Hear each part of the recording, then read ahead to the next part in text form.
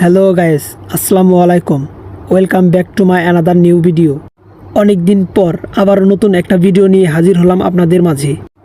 এই ভিডিওতে আপনাদের এমন কিছু দেখানোর চেষ্টা করব যে আপনারা ভয়ে শিউরে উঠবেন, কারণ আমি এখন ভূতের রাজ্যে আছি আর আমার চারিপাশে অনেক ভূত আছে।